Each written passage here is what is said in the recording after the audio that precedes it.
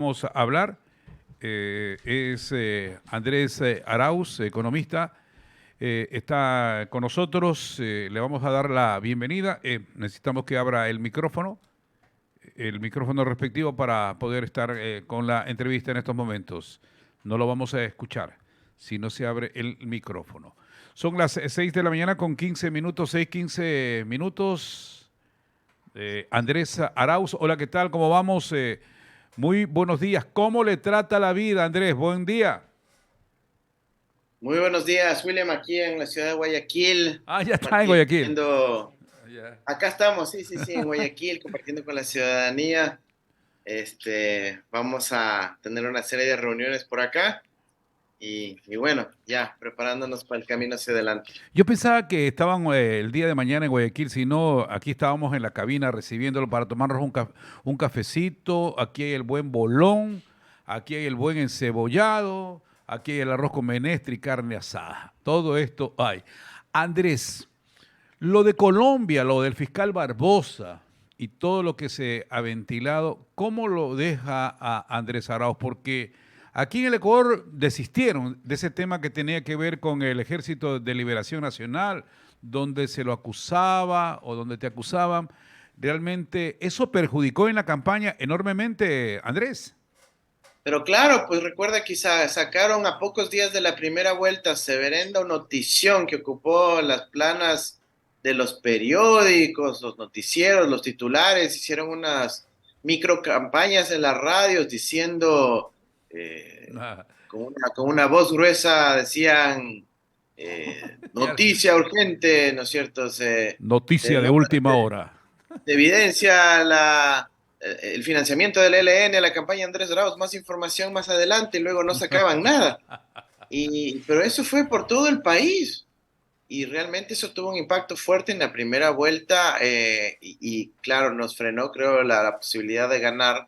Pero luego vino este señor Barbosa Ujú. al Ecuador, tomó el avión del gobierno colombiano y Express llegó acá supuestamente para entregar las evidencias. Y claro, yo en ese momento le metí una denuncia en la Fiscalía colombiana diciendo que, como dice uno coloquialmente, haga ver, pues, o sea, muestre las evidencias, investigue bien toda esa información, abra las computadoras del supuesto guerrillero y muestre la información. Y obviamente eso nunca ocurrió, no respondió los oficios, no hizo las diligencias de la fiscalía. Entonces, como ahora la fiscalía ecuatoriana ya dijo que yo no estoy investigado, por eso ya me excluyó de la investigación, es decir, no hay ningún indicio que me involucre a mí, ya pues con eso yo fui a Colombia. Y para colmo, William, encontramos en el lado colombiano, producto de las investigaciones, un documento de la inteligencia militar colombiana diciendo que se había sembrado evidencia en el computador del famoso Uriel, del guerrillero, con Ujú. la intención de desestabilizar a gobiernos progresistas y obviamente ahí nos metían en el combo. Entonces, ya con eso le metí la severenda denuncia nuevamente por omisión, negligencia, prevaricato, abuso de autoridad y estaremos teniendo una respuesta política ya, no solo jurídica, muy pronto en Colombia. Ahora, ese era un problema, pero hay otro problema en la que dijiste, Andrés Arauz, sobre Guillermo Lazo, que tiene que ver con el narcolavado. A esto el presidente Guillermo Lazo dice, vamos a armar un juicio. ¿Sigue sosteniendo lo mismo de que estamos viviendo un narcoestado, un narcolavado en estos momentos? Yo lo que dije específicamente es que el Banco de Panamá, que tiene el lazo, el Banco Banisi, tiene sus razones fundamentales en canalizar lo que se llaman los flujos financieros ilícitos, incluyendo, por supuesto, los del narcolavado. Y me sostengo. Y estoy esperando aquí sentado, que sea, a ver si llega el juicio del señor Lazo, porque hasta la fecha no me ha presentado ninguna denuncia, ni demanda, ni civil, ni penal y aquí estaré sentado esperando, porque no lo hará. ¿Sabes por qué?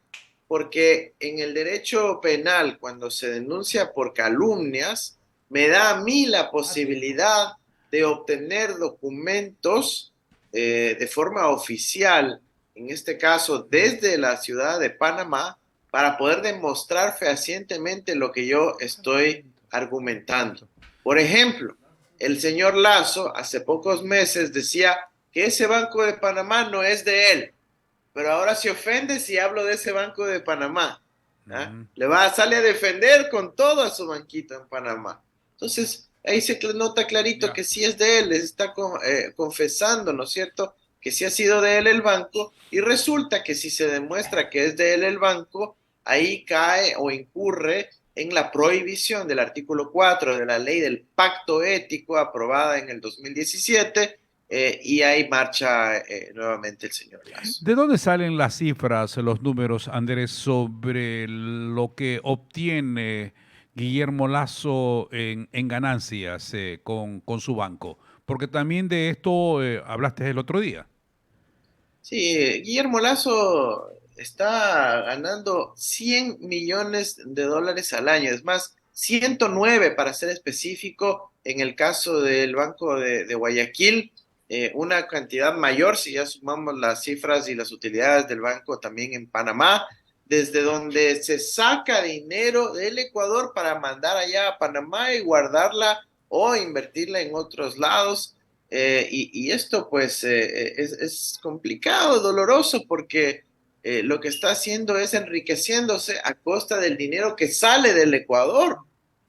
Y Lazo, bueno, estas cifras provienen de la Superintendencia de Bancos del Ecuador y la Superintendencia de Bancos de Panamá. Solo en lo que va de enero a abril del año 2023, Lazo ha acumulado 42 millones de dólares adicionales solo en lo que va del año 2023. Yo creo que es absurdo que un presidente en funciones no haya renunciado a sus acciones o las haya traspasado a por lo menos un fideicomiso ciego, que es lo que se llama, es un fideicomiso en donde él no puede tener incidencia, pero al contrario, le encargó las acciones y que sean representadas en el directorio del Banco de Guayaquil al gran cuñado, ¿no es cierto?, al gran padrino, al señor Danilo Carrera. Ahora, sobre este tema, ¿no? En la época de Rafael Correa, los banqueros les prohibieron que puedan tener medios de comunicación, porque había allí intereses, decía Rafael Correa. Aquí no nos dimos cuenta, un banquero para que sea presidente de la República también que iba a manejar sus propios intereses, a decir de ustedes. Claro, yo creo que el país se vio ante ese dilema, ¿no? Que yo planteé en el año 2021. O la banca o el país. Ujú. ¿Cómo iba a tener que decidir él cuando la situación llegue a generarse un conflicto de interés? ¿Iba a optar por sus intereses privados de banquero o iba a optar por el bienestar de la gente? Y ya vimos claramente que él optó siempre por su banco, por su banca privada. Él ahora tiene, pues, insisto, cientos de millones de dólares más, mientras el pueblo ecuatoriano está emigrando, está saliendo del país, está buscando como sea cruzar, aunque sea la selva del Darién, para poder buscar mejores opciones de vida. Está el pueblo ecuatoriano sufriendo la muerte por la falta de políticas públicas, porque él estaba secuestrado por los intereses del narcolavado y no quería hacer nada al respecto. Entonces, ya la respuesta la dio el propio Guillermo Lazo, y la respuesta es que Lazo es un fracaso. Están corriendo con el tiempo los partidos políticos en este tema de elecciones. Me parece que es poquito el tiempo que tienen, poquito el tiempo hasta el 31 de mayo. Se tiene que inscribir a los candidatos. Pero ustedes tienen una ventaja porque ya estuvieron de candidatos. Lo que se cuece aquí, estamos hablando con Andrés Arauz Galarza, ex candidato presidencial por la Revolución Ciudadana. Lo que se dice aquí, ¿no? Es ese tiempo y en la discusión está. O es Andrés Arauz o es Carlos Rabascal el candidato a la presidencia de la República, Andrés. Mira, la decisión tiene que tomarse de forma colectiva en las instancias de nuestro movimiento. Esa decisión será muy pronto, espero yo. En todo caso, aquí estamos para servir a nuestro pueblo. Tenemos una plena convicción de que la Revolución Ciudadana es quien va a dirigir los destinos del país, por lo menos en esta fase transitoria, pero también luego en el siguiente gobierno, porque nosotros sabemos cómo hacerlo, William. Nosotros tenemos el conocimiento pleno de cómo administrar el Estado. No somos improvisados, no estamos aquí para hacer show, para decir, no, yo quiero estar en la papeleta, o pongan ahí a alguien famoso para ver si no se desaparece el partido. No, no. Aquí estamos nosotros para poder servir al Ecuador. Somos gente seria que ha estudiado para esto, que se ha formado para esto, que tiene experiencia en esta materia y vamos a hacer todo para servir a nuestro país. Y obviamente vamos a esperar los pronunciamientos de las instancias internas de nuestro movimiento lo más pronto posible. Ojalá que todos seamos respetuosos de esa decisión orgánicamente y no digamos, ah, bueno, pero es que si es que no me ponen ahí, saldría con otra opción. Eso no es lo correcto. Ujú. Tenemos que ser suficientemente maduros para asumir una decisión de este tipo. Claro, y en deslealtad hay algunos hombres que han sido desleales. Y Andrés Araoz, hay que decirlo también, el tema de la lealtad ha tenido siempre presente ese término, leal, lealtad. Absolutamente. Sí, Absolutamente leal, además leal a un proyecto, leal a sí. una visión de país, a una constitución, leal a una forma de vida. Yo soy el militante 001 de este nuevo proceso que fue cuando recuperamos finalmente la Revolución Ciudadana, Ujú. luego de esa tremenda proscripción y Ya. persecución política. Andrés Arauz, confiésate aquí en el informativo. Ya hablaste con Rafael Correa. ¿Qué te ha dicho Rafael Correa? Porque a mí me suena, con la experiencia, tengo muchos años en el periodismo radial, me suena que tú vas a ser el candidato a la presidencia de la República. Yo creo que hay que esperar, insisto. Sí he conversado con el presidente Correa, estamos en un diálogo fluido, hablando sobre distintos aspectos, pero la gente me conoce. Yo no estoy ahí palanqueándome un carguito, diciendo, oye, ¿qué será que me nombran a mí, etcétera? No. Yo soy un soldado de la Revolución Ciudadana, estoy ahí siempre a disposición del proyecto. Y por cierto, yo creo que es el momento de las mujeres, de las compañeras mujeres que tenemos valiosísimas en nuestro proyecto y estaremos totalmente dispuestos a apoyar su candidatura en cualquier espacio y desde la calle, si Ya, es pero necesario. sobre eso, todavía la ley no es muy clara si ya se aplica, porque tiene que ver hombre-mujer, es decir, un candidato a la presidencia o candidata a la presidencia, pero hombre-mujeres. Eso todavía no está establecido bien. ¿Cómo está la situación allí? Mira, yo creo que la ley más bien es clarísima, que sí se aplica. Yo no veo por dónde se le puede interpretar para Ujú. decir que no se aplica. Yo entiendo que puede generar complicaciones para ciertos partidos que no van a poder cumplir la lista de liderazgos de mujeres o no van a poder completar la lista del binomio si es que es mixto. En el caso de la Revolución Ciudadana, eso no es problema en absoluto. Sí, no, pero yo te decía en candidatos a la presidencia y vicepresidencia de la República. A Eh, eso me refiero, sí, Allá. eso, para mí está clarísimo, la ley establece una transitoria, la tercera de las reformas al Código de Democracia del año 2020, en donde en su último inciso habla del tema del binomio y no dice del siguiente periodo, no usa la palabra periodo, dice Ujú. simplemente en la siguiente elección, Ya, entonces ya no hay dónde perderse. Andrés, con lo que me dices entonces, Andrés Arauz no podría ir entonces a Rabascal como candidato, es decir, para aplicar la misma fórmula de la última vez. O sea, el binomio de la vez pasada, lamentablemente, no puede replicarse, Ujú. tendría que ser un binomio mixto. Y como te digo, estaremos pacientemente esperando las decisiones del caso. Me quedó esa frase que dijo Rafael Correa hace días. Andrés Arauz fue un mal candidato, pero pudo ser un gran presidente. Cuando dice mal candidato, ¿se corrigen las fallas en caso de ser el elegido Andrés? Sí, por supuesto, hay un aprendizaje, ¿no? Imagínate una campaña en medio de la pandemia.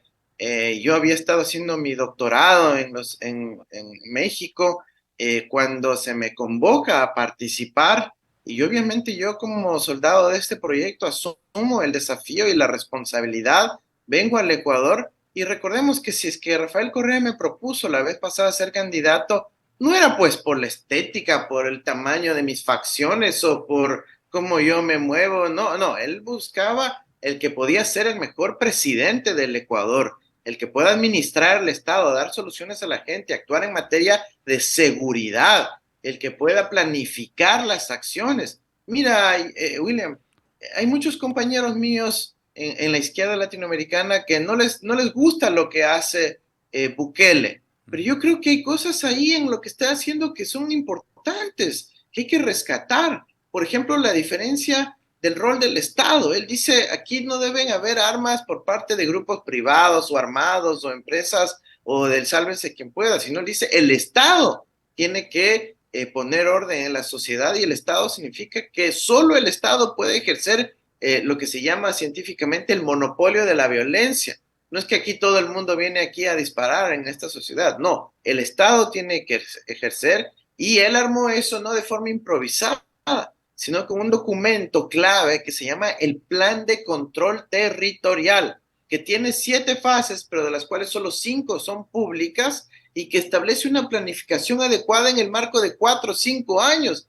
¿Cuándo ustedes le han oído algo así? Pues al señor Lazo, a Ordóñez o a la señora Alexandra Vela, porque no tienen experiencia en la administración pública. Ya puede que se pongan zapatitos rojos y hagan mejores TikToks, pero aquí uno escoge a un personaje no por esas otras habilidades, sino por la capacidad de administrar el Estado, de investigar bien las soluciones y de luego implementarlas, como ya lo hemos hecho, como yo lo hice cuando contribuí al gobierno de la Revolución Ciudadana con Rafael Correa. Claro, Nayib Bukele partió con tener una mayoría también dentro del Parlamento, ley de escucha, jueces sin rostro, fiscales sin rostro, armar y equipar hasta los dientes con gran tecnología las Fuerzas Armadas. Todo fue cumpliéndose de a poco, y eso ahora él respira bien porque los resultados están a la vista. Si eres el candidato, y con esto vamos a terminar, Andrés, porque entiendo hay una entrevista para los Estados Unidos. Si eres el candidato, ¿cuáles serán las prioridades? Comenzando de la seguridad. La segunda. Evidentemente, mira, la seguridad es la prioridad uno, 2 y 3. Ah, ya. ¿Por qué? Porque ahorita la economía es importante, pero si no tenemos seguridad, la economía tampoco va a prosperar. Tú sabes, un pequeño comerciante ya no puede trabajar en horarios extendidos porque no hay clientela. Ciudades como Esmeraldas, en donde por el efecto de las vacunas, los negocios están cerrando. Entonces se está generando una depresión económica generalizada y la seguridad es nuevamente la prioridad uno también en el ámbito económico. El dos, porque tenemos que preservar la vida, la seguridad de la gente, los derechos a la libertad y a la propiedad pública y privada. Entonces la seguridad es las prioridades uno, 2 y 3 en el país. Ujú. Y no solo es una cuestión de lo que algunos piensan, entrar ahí con mano dura y solucionar. No, por ejemplo, en el plan de control territorial de Bukele, la fase 2 es todo lo que tiene que ver con la inversión educativa, inversión social. Mira, en la pandemia, en muchos jóvenes que dejaron de atender a los colegios, luego nunca volvieron a reincorporarse. Entonces, ¿a dónde crees que terminaron? Terminaron involucrados en la delincuencia organizada, pues. Entonces, por eso tiene que ser integral la política de seguridad. Y luego tienes que ser, como tú dijiste, la dotación, el equipamiento, la inversión en nuestra fuerza pública. ¿Cómo es que en el Ecuador tenemos como gran anuncio que han pintado unos patrulleros? Pues William, ¿cómo? Ese es un insulto a la ciudadanía. Han dejado que el sistema ECO 911 se pudra. No dan mantenimiento, no compran discos duros para poder almacenar la información y los videos, no desarrollan nuevas tecnologías como la del reconocimiento facial, no invierten en completar las UPCs, VCs que nosotros dejamos planificadas. no han completado la inversión de los ECO 911 que nosotros dejamos planificado para el país, no avanzaron con la lógica de circuitos y distritos distritos, circuitos y subcircuitos para poder tener control territorial con un mapa de, ¿no es cierto?, cuadriculado toda la jurisdicción nacional y de manera efectiva ejercer control sobre el territorio. No coordinan con la función de justicia para monitorear a los jueces amenazados o por otro lado jueces corruptos para revisar de que no se esté dando paso a que se liberen a criminales peligrosos, etcétera. En fin, no se ha hecho nada de lo que ya instauramos en el gobierno de la Revolución Ciudadana, dejamos planificado y ahora tendremos la tarea de volver a poner a funcionar adecuadamente. Andrés, ¿te sientes más cómodo en Guayaquil ahora que la Revolución Ciudadana tiene alcaldía y tiene prefectura? Por supuesto, pero yo siempre me he sentido muy cómodo en la ciudad de Guayaquil. Es realmente lindo el cariño que se respira de la gente y que pues, nos lo muestran en la calle. Es aquí donde tuvimos una victoria importantísima, tanto en primera como en segunda vuelta. Sí, y una cosita final. Nosotros aquí hicimos dos sondeos, en primera vuelta y segunda vuelta. Y porque este es un informativo de alto crecimiento de Guayaquil, mucha gente está escuchando en vehículos, circulando, etcétera, etcétera. Y hicimos dos encuestas y las dos encuestas favorecían a Andrés Arauz sobre Guillermo Lazo. Nosotros lo pusimos así. ¿Crees que al final de esto, de este conversatorio que tenemos, hubo fraude? Mire, yo creo que hubo una serie de irregularidades en la elección. Para empezar, Lazo no podía ser candidato, eso quedó demostrado ya con los Pandora Papers. Yo creo que Lazo no tenía la posibilidad de inmiscuirse en el proceso democrático. Tuvimos esa injerencia externa, tuvimos un ataque mediático enorme, pero además tuvimos la participación de otros candidatos que tampoco podían haber sido candidatos y que nos atacaron en la campaña y nos restaron votos. Me refiero particularmente al señor Javier Herbas, que entiendo ahora otra vez tiene la intención de entrar al ruedo, cuando él también está inhabilitado para ser candidato por tener dineros oscuros en el exterior. Ujú. Entonces, bueno, hay esos elementos, pero hay otros elementos que, te soy sincero, me está empezando a llegar ahora. Me están empezando a enviar gente que tenía influencia en el mundo informático de actores políticos de aquí, justamente de la ciudad de Guayaquil, que Ujú. están diciendo, mira, aquí está evidencia de que hubo fraude en esa ocasión, en abril del 2021. Yo obviamente tengo que darle todo el tratamiento profesional, revisar que esa información sea cierta, ver que no haya ninguna contradicción y en función de eso ver si tomamos las acciones del caso. Pero por lo pronto yo creo que lo que ha habido es un aprendizaje del pueblo ecuatoriano, un triste aprendizaje de que a la fuerza aprendieron de que pues, los sectores de derecha, de Lazo y todos los aliados de Lazo, William, todos los que les defendieron en junio del 2022, cuando pudimos haberlo destituido y hubiésemos tenido un gobierno popular un año antes, ahora tienen que asumir la responsabilidad de haber defendido a Guillermo Lazo durante todo este tiempo y obviamente enfrentar las consecuencias del caso. Yo creo que Lazo es un fracaso, es un fraude democrático y ahora estamos ante el ocaso de Lazo. Ojalá Lazo no se atreva a implementar decretos, leyes, cuando no tiene ningún apoyo popular y más bien sea honesto y rápidamente se vaya a su casa ante el rechazo popular que él tiene. Claro, pero esos decretos también la Corte Constitucional puede demorarse más de 6 meses e inclusive si llega a aplicarse por parte de la Corte Constitucional, la Asamblea, la próxima, puede tirarla abajo.